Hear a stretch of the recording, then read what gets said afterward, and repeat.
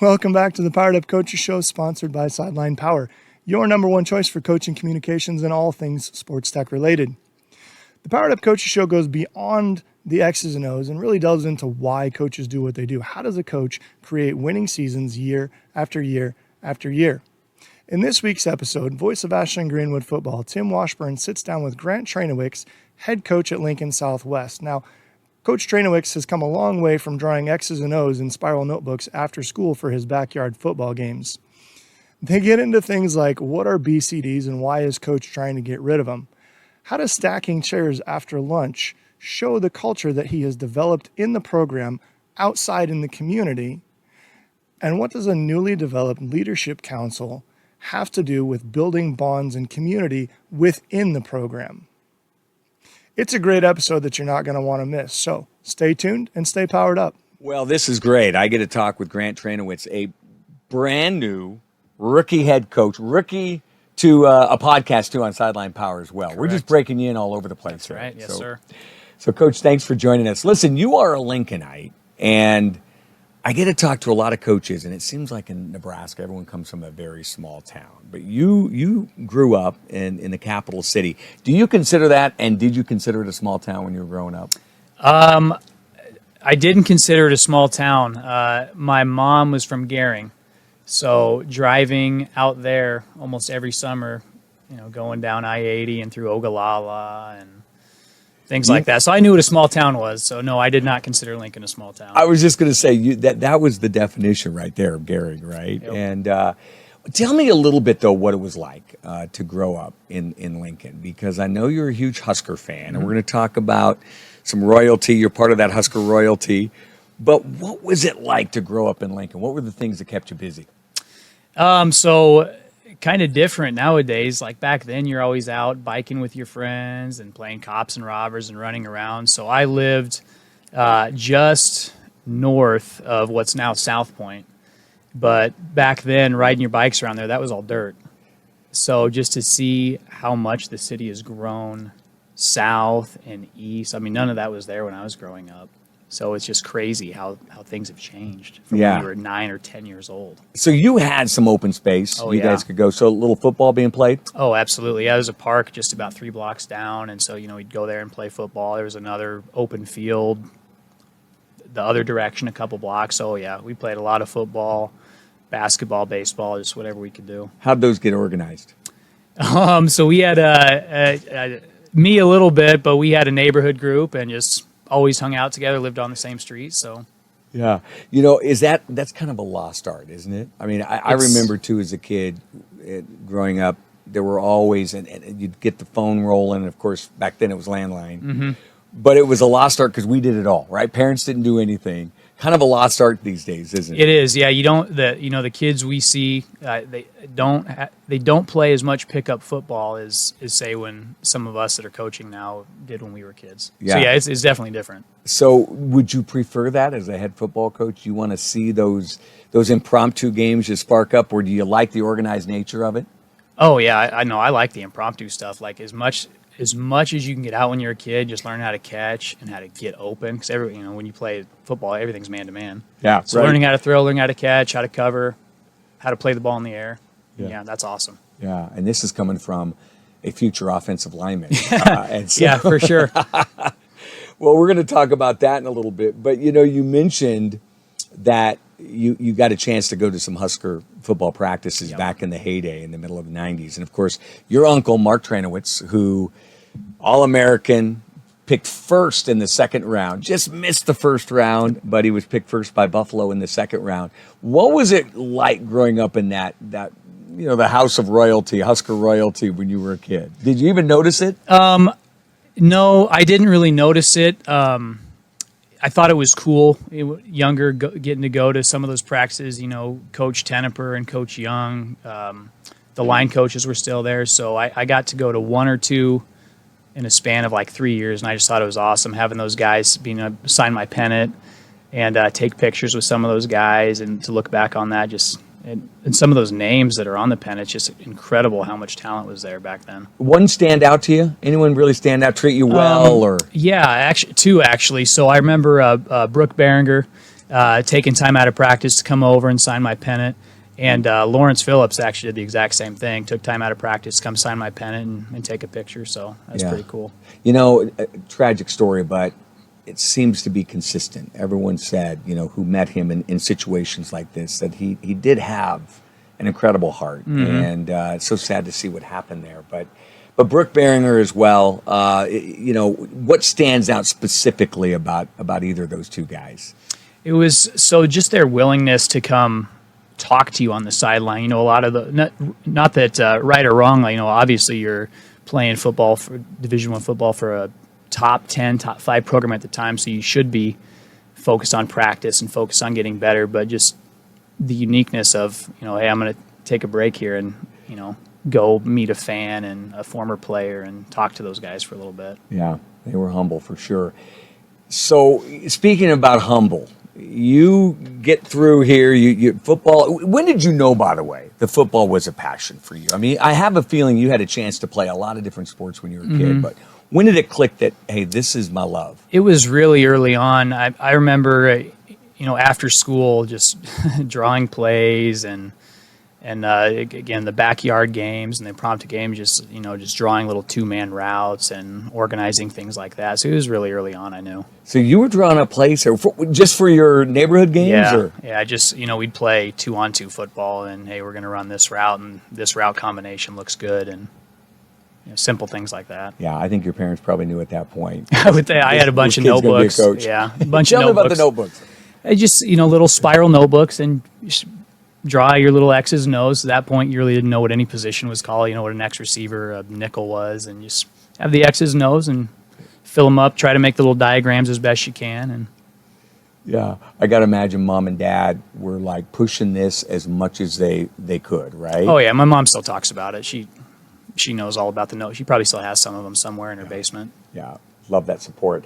So you talk about humble. You had to be humble because in 2002, right, first year of Lincoln Southwest opening up, in Lincoln, if I remember, you had the right to go to any school you want. But as a freshman, first time they've had a football team, you say, look, I'm going to go and I'm going to play football there.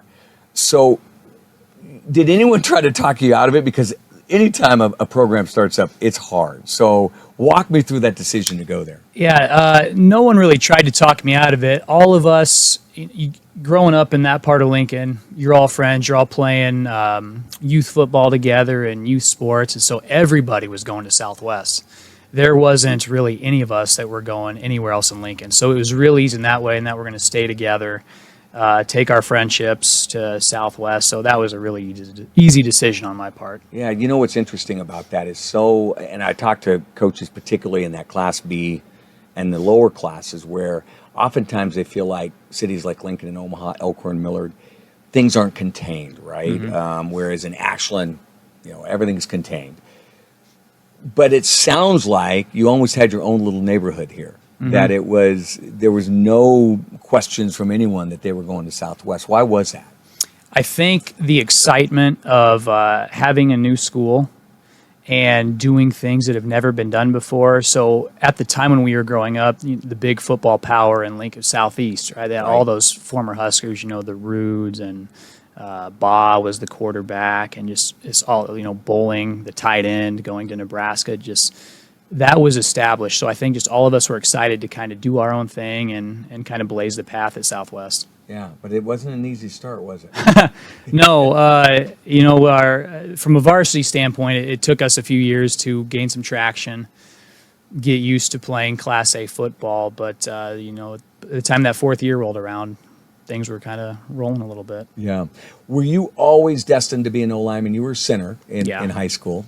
I was. You weren't the quarterback when you were young? I wanted to be, but I was a bigger kid. And so, you know, like most people do, you know, you're the bigger kid, you're going to play offensive line. Like I wanted to play quarterback because I thought I had knowledge of the game and could throw a little bit, but and that's fine. Yeah. You know, but yeah, I played all offensive line pretty much all my life. You get a little push from Uncle Mark or not? So when I first started transitioning to play center, which was like 7th or 8th grade, I asked him if he could help me out with snapping the ball. And so he'd give me some tips on how to snap under center and how to snap shotgun. So, yeah, so he would give me help when I asked him for it. Yeah. So you start out, it doesn't start well. But when did you know that it was turning? Because it finished pretty darn well. You made a state championship. So Yep. when did you see that turn, and why do you think it turned? So, well, I think, first of all, we had a really good class as freshmen. Our freshman class went undefeated playing freshman football, and we kept all the freshmen together. So we were all together, and then the next year we were spaced out through 3 levels: varsity, junior varsity, reserve. So I think we knew really early on, by the time we're older, this is going to be something pretty special. Having a block schedule where we have 90 minutes in a class to lift versus your traditional 50, 45 minute. And so all of us, our coaching staff was big on that, and we all were in weight training for every quarter. And by the way, was that the only LPS school that had blocks? At the time, yeah. Okay. Yep, it was. So we had a unique advantage at that point. So, I took weight training 16 times throughout my high school career, and most of us did as well. Tell me you got an A. I did, yeah. Did get an A, got an A. That was a class, where you didn't have to study or read or memorize. You just got in there and under a barbell and you worked. Yeah. So sophomore year, our school made playoffs for the first time. So that was pretty special. You can see there's something here. Junior year, we finished up with the same record. We were 5-5 again. We still made the playoffs, but most of us that are playing that year are juniors, and so all of us are coming back for senior year, and that's when everything clicked. And again, we go undefeated and play for a state title that year. And it's a great story, but when you look back on it, obviously you guys were committed to lifting.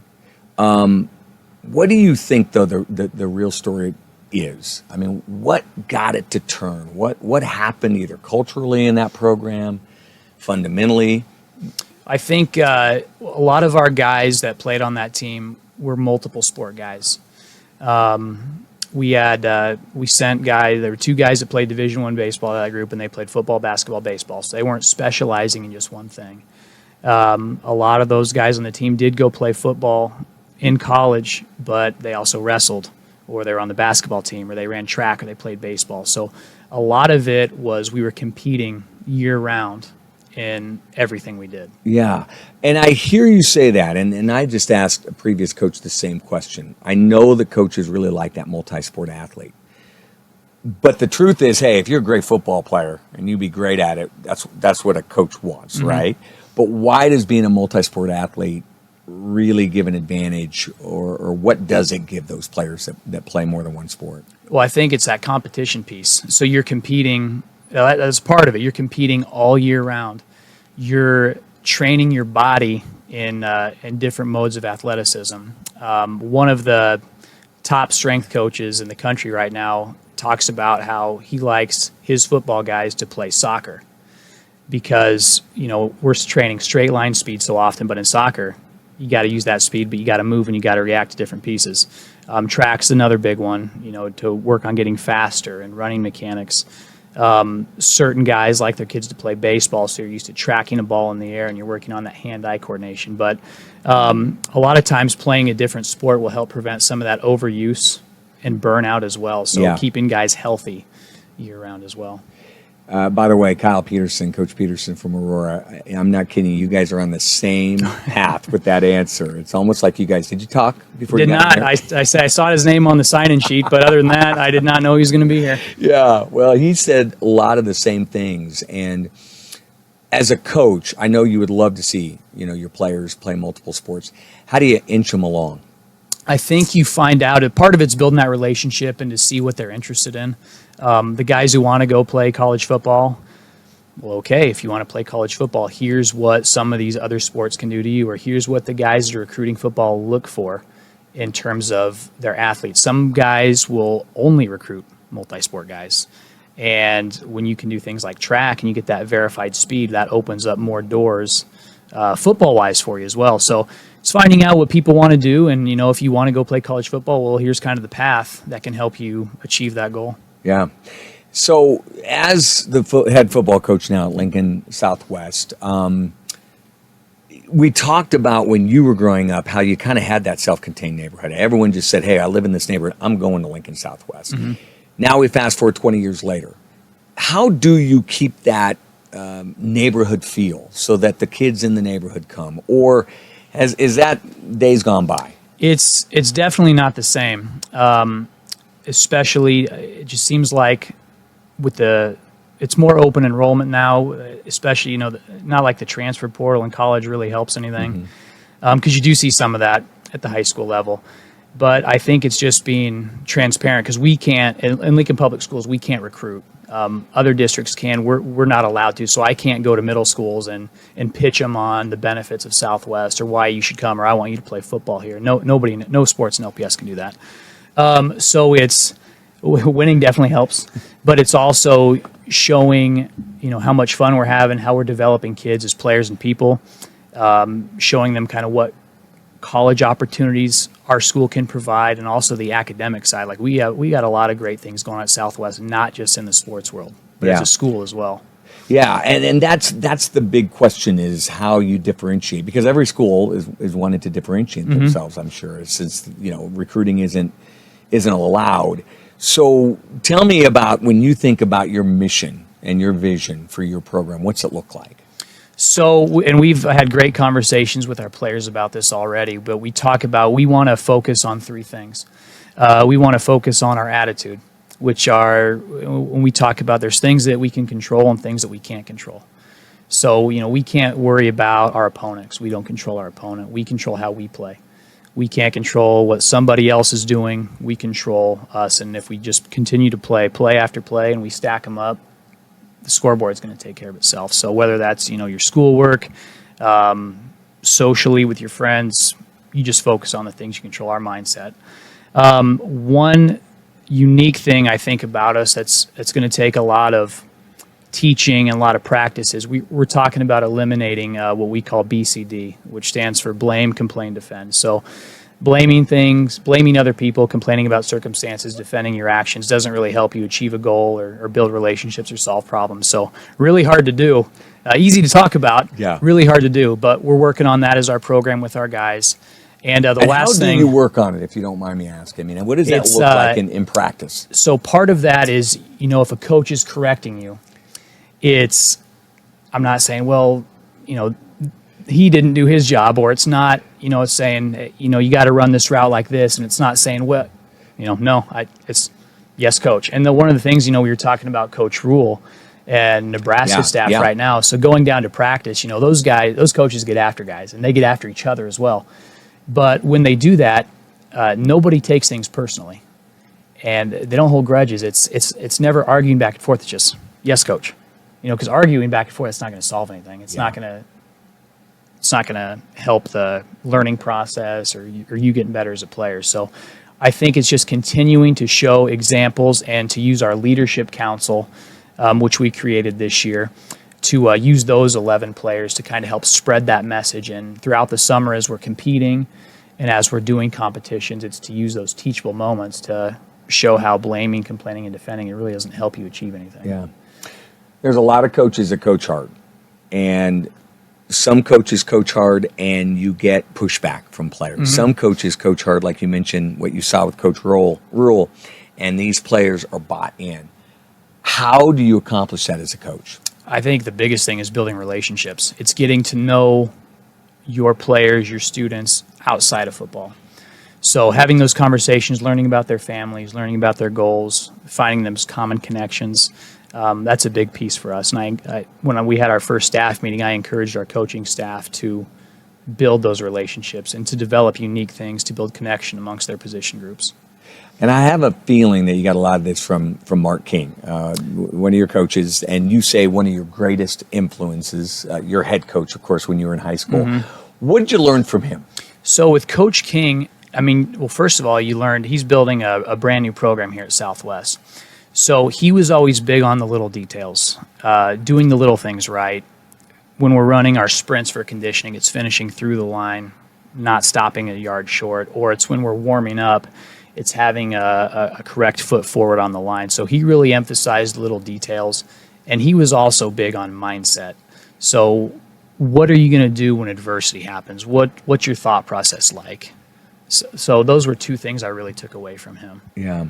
I always find, too, that guys that want to coach have a really good head coach somewhere along the line. Maybe not in the sport in which they're coaching, but they've had someone that they've been able to learn from. Was he an inspiration as Oh, far as your absolutely. career? Yeah, because that's where you're learning everything from. We played organized sports when we were younger, but I mean, you get to high school and you're thinking, man, this is big time football now. So like you're paying attention to all the little details of how you're doing things, and you kind of file that away for later on when you know this is something you want to do.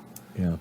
So here you are. You're the head coach of Lincoln Southwest. You're taking over for Coach Sherman. Yep. How do you go about putting your stamp in the program, especially when you've been there, I believe, 7 years as an assistant coach? Yes. The last 6 as a DC, Correct. defensive coordinator. So how do you go about, now you are the guy, so how do you put your stamp on it? Well, I think anytime, everybody does things a little differently. So some of the things we've done in the past we'll continue to do because I consider it best practice. But things that we've kind of started to do a little bit differently, like I mentioned, a leadership council. So our players voted for the members of our team that they thought had the best potential as leaders or that are currently the most influential people on the team. And so we tallied the votes and we got 11 guys. So I meet with those guys as a group once a week, and we talk about our culture, how to be better leaders, behaviors that will allow our culture to grow and things that won't allow our culture to grow. So we're building that leadership amongst the teams because every year, we're going to have different leaders, or sometimes when you have a really good team, coaches always talk about, oh yeah, the leadership was great. Well, what are you doing to grow that and to make that sustainable part of your program? So that's one thing we're doing. The no BCD, the attitude. We're focusing on taking care of each other as teammates. We play in my opinion, the greatest team sport in the world. So we got 11 people, and they got to execute all together for us to be successful. So it's really focusing on leadership and those 3 core values of attitude, no BCD, and taking care of each other. Yeah, and when you give them ownership and put them on, because this is the first year, right, of Yep. Leadership Council. Correct. And you give these young guys an opportunity to be on that leadership council. What do you see out of them? I mean, do you see them flourish? Are they a little tentative? What do you see? So some are tentative to start. We've met, I think, only 3 or 4 times so far, but you see little progress. You see guys just becoming more vocal in our little meetings. So some of the guys I have that are on the council, I also see in class. I teach a lot of weight training classes, so I see them in our class, and just to see how their interactions change with their classmates. Like one of my guys in leadership council, he's a current freshman right now, and just to hear him be vocal in a class that's got bigger juniors and bigger sophomores in there, and now he's starting to speak up and kind of hold people accountable for doing things a certain way. And just seeing guys in the lunchroom. So one of the things we do for the last lunch period is the students are supposed to stack their chairs. And to see some of our players, like maybe they're sitting at a table where some of their peers are leaving, but they're hanging back and they're doing things to take care of the school, like stacking chairs. That's been awesome to see. Yeah. Is that freshman, by the way, a quarterback? He's actually not. He's a running back and an inside linebacker. There we go. Well, inside backer. Maybe I can see that, right? Yeah. I love it. That is right there. It's working, right? When you see that.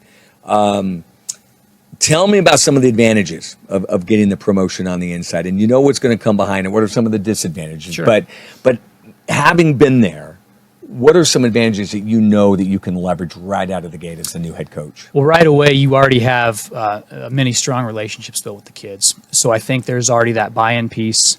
There's a trust level already there. And you're also familiar with the inherent advantages that we have as a program and maybe some of the things we have to work harder to overcome because you've been on staff there. And so you know what works and what doesn't work. The staff as well. The coaching staff, and again, just like with the players, you've built that camaraderie, you built that trust and relationship. So those are some pluses of being an internal guy. And the downsides? The downsides, there's not a lot, but now it's players are going to have to see in a little bit different role. Yeah. You are the figurehead, so to speak, of the program. So, and a lot of guys, when they go from an assistant coach to a head coach, have kind of talked about this, but you can't be necessarily the crazy, out of control guy anymore. Again, you're seen as the guy, so you maybe have to rein in just a little bit.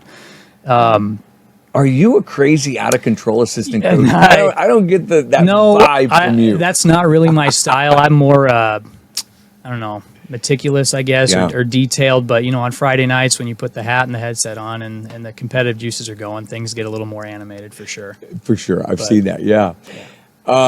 Here's one thing I want to ask you about when you talk about disadvantages. I don't know if I'd use the term disadvantage, but a challenge, certainly a unique position that you're in. You have been a colleague of all these assistant coaches, right, for the last 6-7 years. Now, suddenly, you are that figurehead. You are the guy. How do you transition? Yeah, it's definitely unique. Like we've had a couple staff meetings, and just to be the guy at the front of the room, and all these guys are seeing your vision and how you want to do stuff. Yeah, it's unique. But one of the things that Coach Sherman did for me that I'll be forever grateful for is he kind of let me take ownership of the defensive side. So I was the defensive coordinator, and the guys that I'm working with are, Coach Burke's our defensive line coach, and Coach Summers our corners, Coach Duvall at safeties, Coach Hoos at outside linebackers. I've kind of operated as the head coach of the defense for the past 6 years. So I've had experience, kind of leading that side of the ball and getting ideas from those guys and leading defensive meetings. So kind of taking that piece and just transitioning it over to the guys who've been coaching on the offensive side and the freshman level. It hasn't been as difficult as maybe somebody who hasn't done that yet. Yeah, and great leader in Coach Sherman to kind of see that coming and to give you more and more. I think that's a great way to transition as well. But here's another thing I want to ask you about. When a head coach comes in from the outside, right, they're going to come in, they're going to bring in that culture. The culture you've been a part of, obviously, for the last many years. But I'm sure there's some things that maybe, again, you want to change a little bit. So instead of asking you, how do you develop culture, because the culture's there, how do you tweak it? How do you make it just a little different, especially if people are accustomed to one thing? Mm-hmm. Well, I think part of it is being a good listener. It's listening to the people you lead. So listening to your assistant coaches and giving them opportunities to provide authentic feedback, to voice their opinions. The same thing with the players.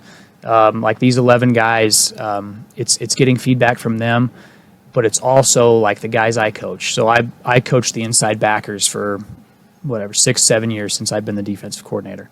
And it's every year it's asking these guys, well, so what do you like? What don't you like? What do you think we could do better? So I think it's not being afraid to have those tough conversations and having thick enough skin to maybe hear some criticism of some things that maybe we could do better and how you could coach better as well. So here's something I've always wanted to ask an offensive lineman. I believe, especially a center making those calls, right? Mm-hmm. Offensive linemen make great head coaches. You're going to dispute that? I won't dispute it, but I guess time will tell on that, right? Hey, I think you're off to a great start. I love your frame of mind and what you're doing right out of the gate. But on a serious note, O-linemen have got to be they're cerebral guys. Mm-hmm. And they don't get a lot of limelight. They got to be very humble, which I think are traits of a great coach, right? So is there any truth to that? Is my theory here correct, do you think? I think your theory's right. Because, just thinking back as when I played and just the guys we have in our program, but, we're different. Like I said, we're not in the spotlight, and that's fine. Yeah.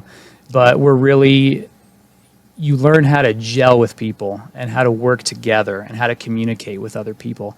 And you're right on, offensive linemen usually are the guys who are thinking about things, versus D lineman who's just going in and wanting to make a pile and just create havoc. Yeah. But offensive lineman, you definitely got to think about certain situations. And if this guy moves here, how am I going to block that? And working with a guy and how to communicate with other people in an instant. Right. And working to the guys to your right and your left, a really fine-tuned symphony there, I'm sure you guys would like to say. But, absolutely.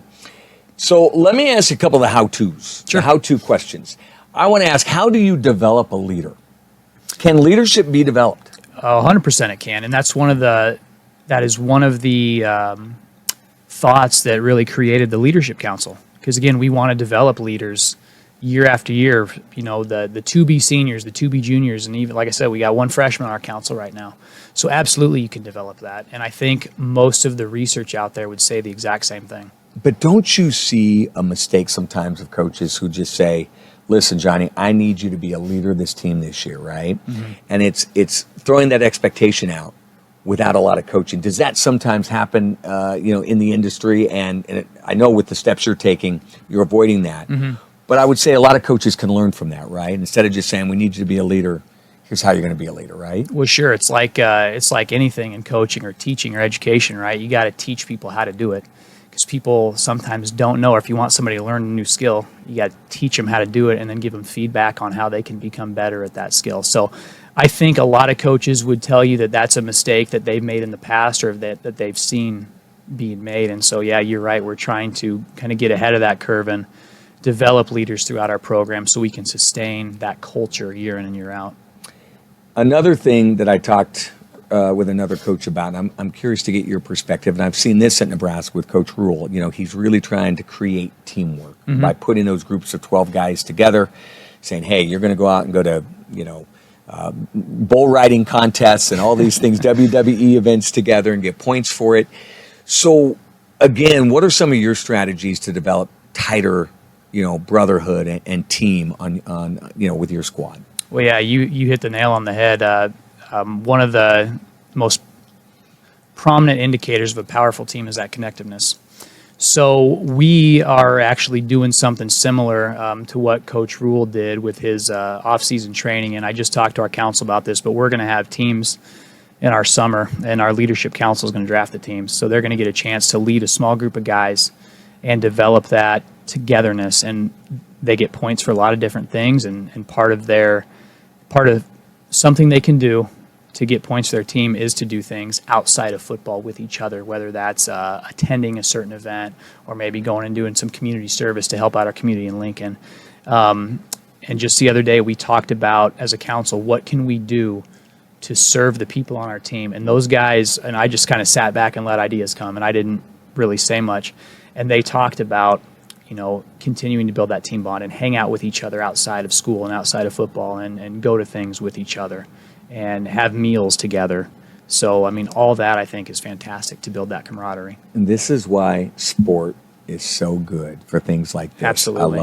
I love it. And do you want to expand on that at all? Well, I just think, so being a teacher as well, you kind of see reforms in education happening. And one of the things at our school they talk about is connection.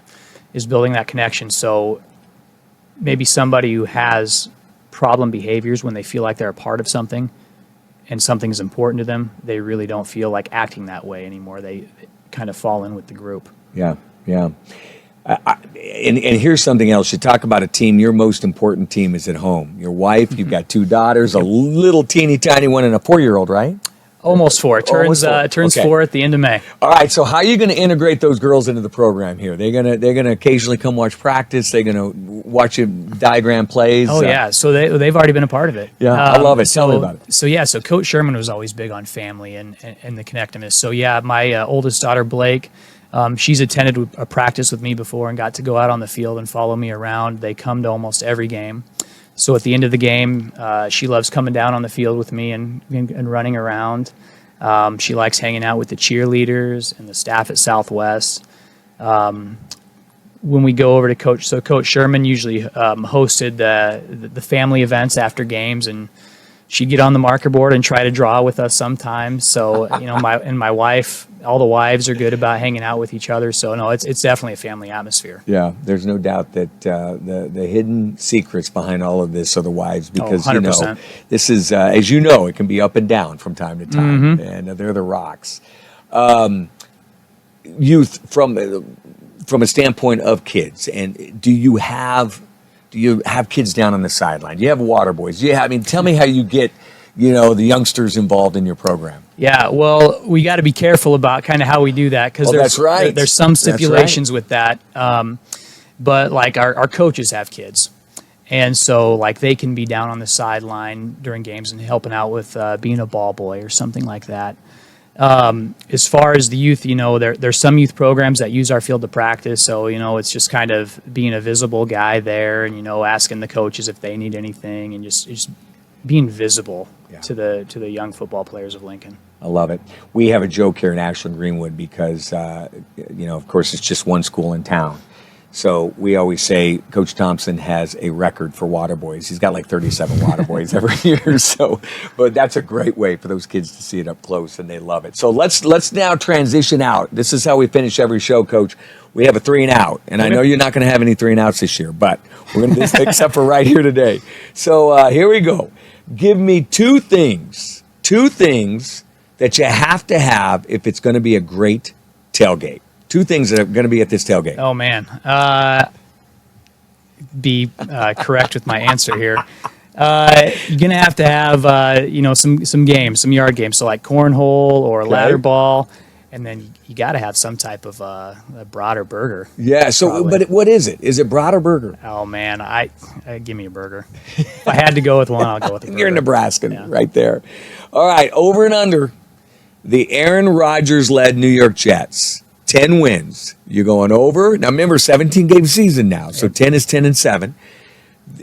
Over 10 wins, right at 10 wins, or under 10 wins? All right. So I'm not a Jets fan at all.